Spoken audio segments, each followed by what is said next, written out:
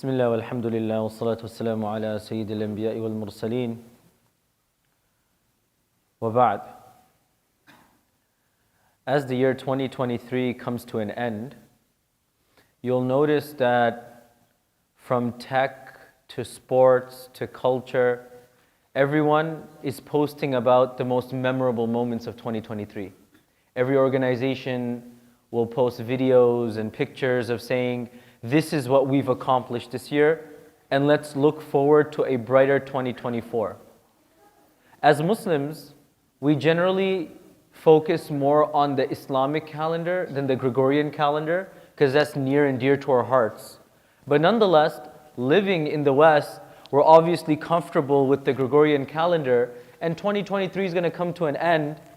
And it's important for us to look back on, from January until December, what are my most memorable moments? I know in some sports channels, they're saying, oh, these were the biggest accomplishments, these were the biggest awards, the greatest amount of goals and scores, these were the biggest failures, these were the biggest losses.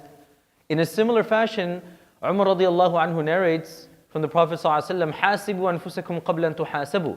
Take your own accountability and ask yourself, from January until December, what were my major accomplishments this year?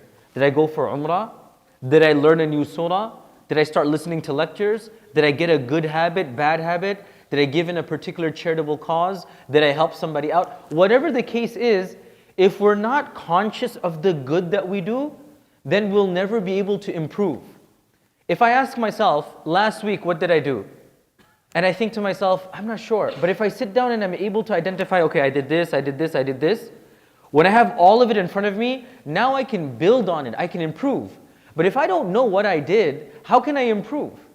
And that's why diary keeping, chronicling, noting down whatever you've accomplished is so important, so that the next opportunity can be better than the previous one.